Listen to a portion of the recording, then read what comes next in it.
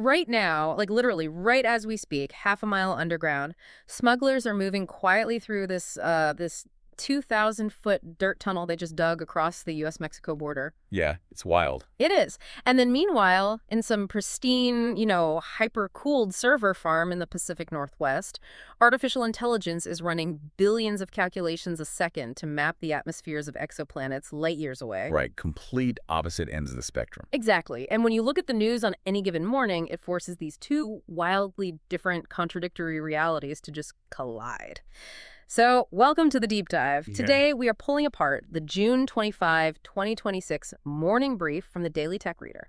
And if you're looking at it at first glance, it really reads like a completely random assortment of global events. Oh, totally. You've got diplomats sitting in rooms in the Middle East, massive new data centers being built, a brutal heat wave over in Europe, and a whole bunch of dry domestic inflation data. yeah, exactly. The boring stuff. But, for you listening, we know it looks disconnected. But our goal today isn't to just redo the news. No, definitely not. We are going to expose the gears of the machine underneath those bullet points. Right. We want to show you the hidden narrative through line that actually makes all of this make sense. We're going to look at how fragile global diplomacy provides the baseline stability for financial markets. And how those specific market conditions are, well, they're fueling an unprecedented AI infrastructure boom right now. Yep, and how that very boom is now violently crashing into the physical limitations of our global energy grid and ultimately rewriting the rules of your everyday workday. It's all connected. By the end of this deep dive, the hidden machinery driving these headlines will make perfect sense, I promise. Okay, let's unpack this, starting with the geopolitical anchor. Because if you read this tech brief closely, the most important technology story at 6 a.m. isn't actually about code at all. No, it's about physical global stability. Right. The top story today focuses on ongoing U.S.-Iran negotiations. They are apparently moving toward a long-term diplomatic framework, with Qatar acting as the key intermediary. Which is a massive development for global markets. It really is. But hey, for you listening, we need to explicitly state right now, we are absolutely not taking a side on the politics of the U.S.-Iran negotiations. No, not at all. Nor are we taking sides on the border and immigration policy debates that we'll touch on later from this brief. Our job today is strictly to observe how these diplomatic maneuvers are reported in our source material And how they function as literal levers on the global economy. That is a crucial distinction. We are analyzing the mechanics of cause and effect here. Exactly, cause and effect. Because if we look back at a sidebar story from this same publication on May 31st, there was a tentative agreement reached specifically regarding the Strait of Hormuz. Right, the shipping lanes. Yeah. Fast forward to today's brief, and shipping in that specific corridor is reported as stable, though, under close observation. Well, yeah, because there's tension everywhere. You also have China actively urging continued diplomatic engagement in the Middle East. Right, and in Eastern Europe, Ukraine is continuing drone operations against Russian targets, and NATO is closely monitoring European security. So the geopolitical map is basically glowing red, but in the Middle East specifically, the immediate panic that could freeze supply chains seems to have eased. Exactly. The pressure valve has been released just a little bit. But then, and this is what confuses me, I look at the market reaction in this brief and there is a massive disconnect. How so? Well, despite that diplomatic optimism, Federal Reserve officials are intensely focused on domestic inflation pressures, and Treasury yields are holding near recent highs. Yeah, they are. So, to me, it feels like the global economy is a massive cargo ship. The U.S.-Iran diplomacy in the Strait of Hormuz might have calmed the ocean waves outside, but aren't investors ignoring the fact that the engine room of the ship, domestic inflation and interest rates, is still running dangerously hot? I like that analogy. But if we connect this to the bigger picture, the conditions of the water outside directly dictate how hard the engineers have to run that engine. Oh, interesting. Yeah. Energy markets and oil prices are hypersensitive to geopolitical developments. The Strait of Hormuz is one of the most critical choke points for global oil. Right. So when shipping there is secure, the ship doesn't have to battle massive, unpredictable waves of energy price spikes. Wait, okay, I think I see the connection here. If the strait is safe, oil flows freely, and the cost of energy stabilizes. Exactly. And if energy prices stabilize, that means the Federal Reserve doesn't have to fight a sudden, unpredictable and flaring spike driven by, super expensive gasoline. You're hitting on the exact dynamic. Diplomatic stability buys the Federal Reserve the breathing room to focus strictly on underlying domestic economic data. Like housing or services inflation? Right, rather than panic managing a global energy crisis. Yeah. And because of that baseline stability, investors feel confident enough to deploy capital. And that brings us to where all the money on the ship is actually flowing. Because with investors waiting for key inflation data later this week, the dominant investment theme across the entire morning brief is blindingly clear. Oh, it's undeniable. It's AI infrastructure. Yeah, we have officially transitioned out of the phase where AI was just this, fascinating parlor trick. Oh, completely. The capital is now demanding physical scale. The brief highlights hyperscalers, those massive companies like Amazon, Google, and Microsoft. The ones building data centers the size of shopping malls? Yes, exactly. And they're accelerating construction at an unprecedented rate. Okay, here's where it gets really interesting, because the source explicitly notes that investors are scrutinizing AI profitability over AI hype. They want a measurable return on investment. ROI is everything right now. Right. So to me, looking at this massive data center expansion, it feels like we are paving a multi-trillion-dollar highway system before we even know how many profitable AI cars are actually going to drive on it. Like, who is actually paying for all this concrete and silicon? It's funny you say that because the market is asking that exact same question. Investors are looking at the billions being spent by these cloud providers and demanding to see the actual business model. Yeah, they want their money back eventually. Exactly. And the brief outlines the shift happening to monetize this highway. We're seeing a major transition toward usage-based AI pricing. Okay, what does that mean in practice? Well, businesses are tired of paying massive flat fees for AI subscriptions. They want to pay by the prompt or by the token. Ah, so they only pay for the miles they actually drive on the highway. Effectively, yes. But to offer usage-based pricing profitably, tech companies have to focus heavily on what the brief calls foundation model efficiency. Meaning making the AI cheaper to run. Yes.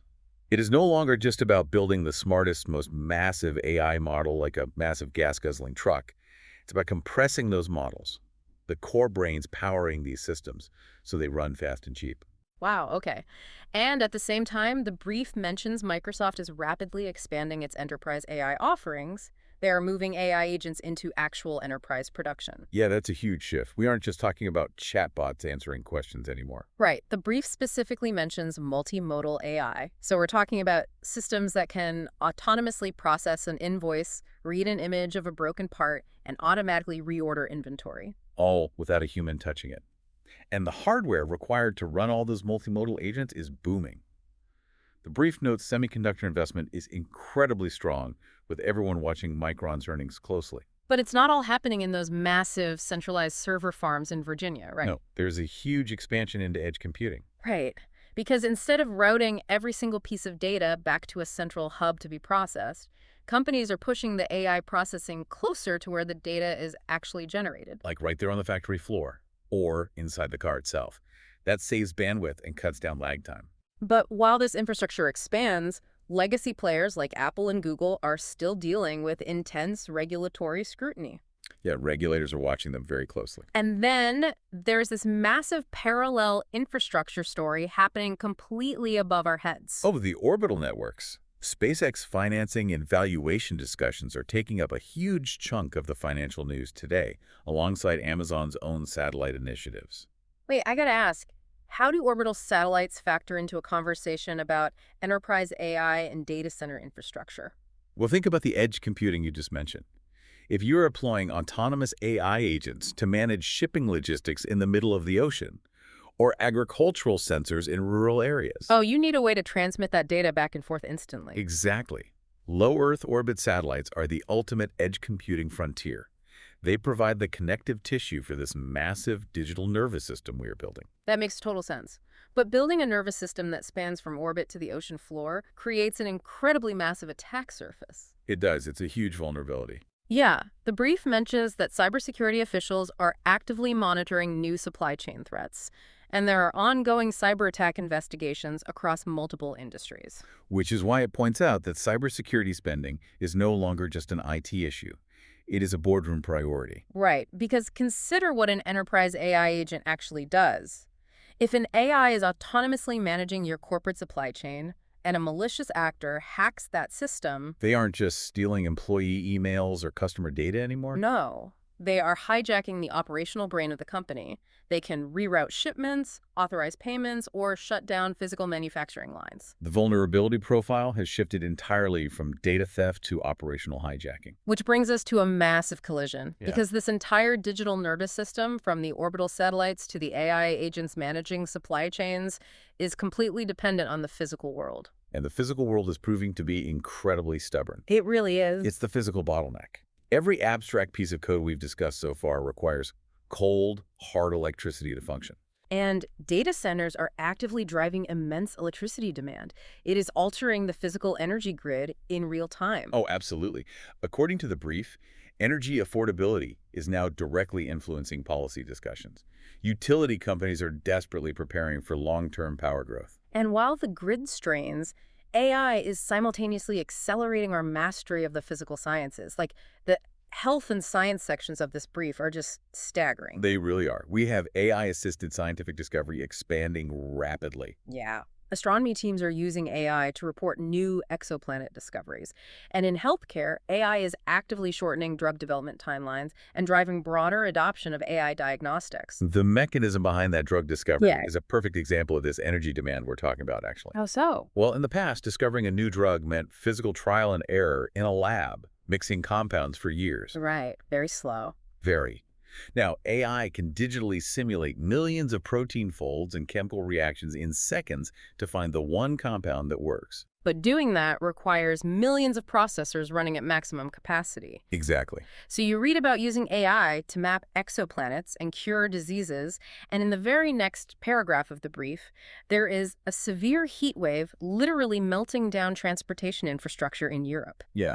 There are severe storms knocking out power in the U.S. Midwest, and then there is that incredible sidebar story from June 2 we mentioned at the start.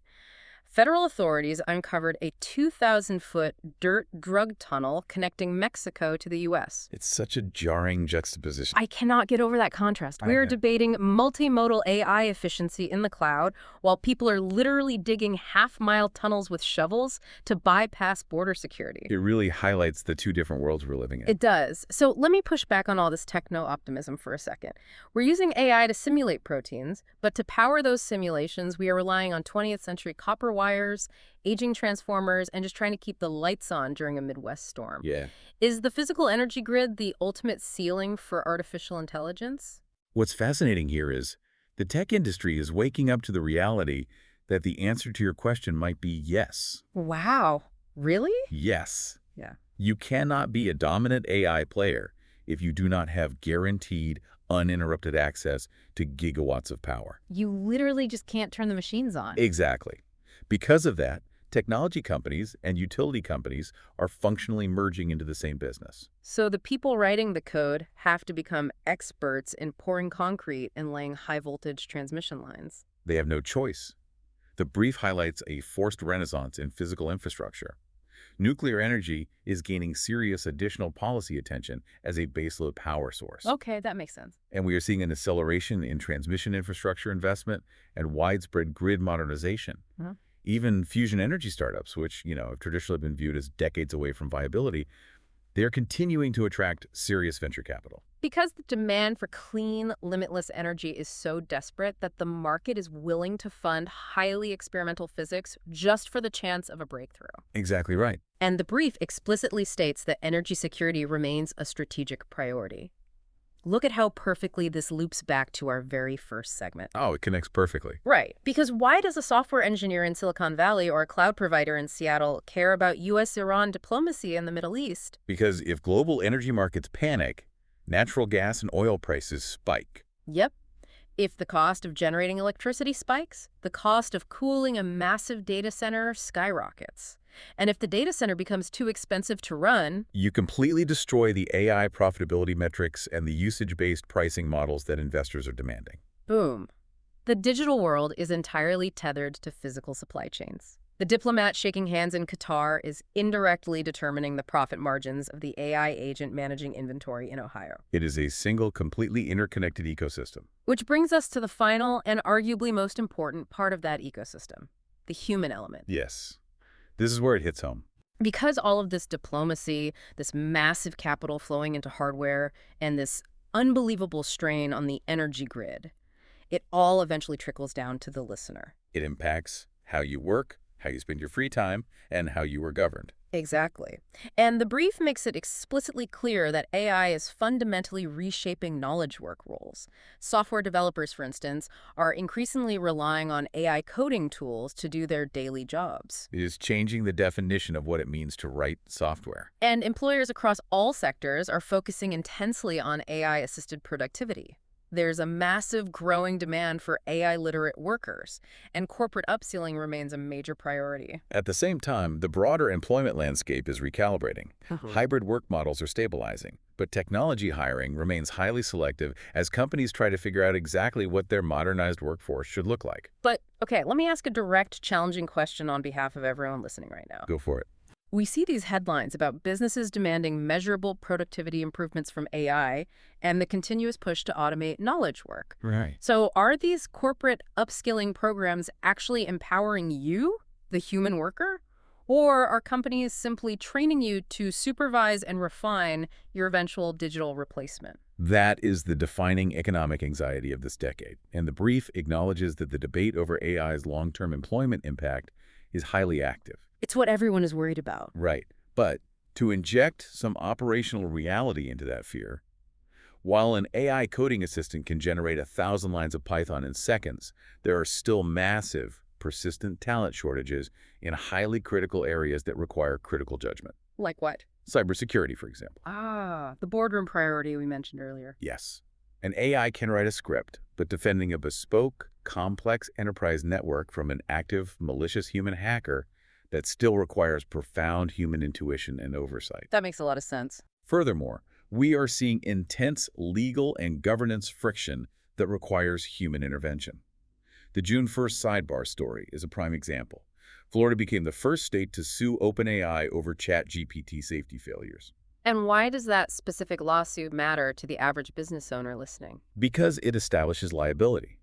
If your company uses ChatGPT to draft a vendor contract, and the AI hallucinates a clause that costs you millions of dollars, who is legally responsible? Oh, right. Is it the software provider or is it you for failing to verify the output? Exactly. Florida isn't just suing for the sake of it. That lawsuit is about figuring out who holds the bag when the software inevitably makes a mistake. So it's about setting precedents. Yes. Just as the invention of the automobile eventually required the invention of traffic lights, insurance, and speed limits, AI requires governance. The lawsuit is society mapping the boundaries and establishing the rules of the road for this new digital frontier. Which explains why it's no surprise that enterprise demand for internal AI governance tools is rising rapidly alongside this. Exactly. We have to manage the risk. And despite all this profound disruption to how we work and govern ourselves, traditional human culture is proving to be remarkably resilient. It really is. Yeah, the brief highlights that while the music industry and Hollywood are actively wrestling with how to adapt to AI-generated content and production tools, purely human experiences are thriving. Oh, they're booming. The World Cup storylines are completely dominating global conversations right now. The summer movie season is booming at the box office. Live entertainment attendance remains incredibly healthy. And the creator economy, including audiences for deep dives like this one, just continues to grow. It presents a really compelling counter-narrative. As our daily tasks become more automated, our desire for genuine human connection, for storytelling, and for shared, unpredictable cultural events actually deepens. Yeah, we crave the real stuff. Right. We may want AI to discover new drugs, but we certainly don't want AI to play the World Cup for us. We really don't. That would be so boring. So to synthesize this entire journey for you, the listener, we started today by looking at diplomats negotiating in the Middle East. Right. Why? Because their ability to stabilize shipping lanes dictates global energy markets. That energy security gives the Federal Reserve the breathing room to manage domestic inflation. Which in turn gives investors the economic confidence to pour billions of dollars into hyperscale AI infrastructure. Exactly. And those massive data centers are now pushing our physical power grids and utility companies to their absolute limits, all to train the very AI foundation models that are right now reshaping the tools you use at your desk. And forcing state courts to rewrite the laws of the digital world. It's wild. The news isn't a random list of events. It is one continuous chain reaction. And if I can leave you with one final thought to mull over as you read tomorrow's headlines, Please do. we've seen today how heavily AI data centers rely on massive amounts of electricity and complex global supply chains just to function. It leaves you wondering, as these foundation models become vastly more intelligent, autonomous, and capable of executing complex tasks, will their next major objective be figuring out how to optimize their own energy consumption? Oh, wow. Will the digital mind eventually have to solve the physical world's problems, like redesigning the global power grid or predicting geopolitical logistics, just to ensure it can keep itself turned on?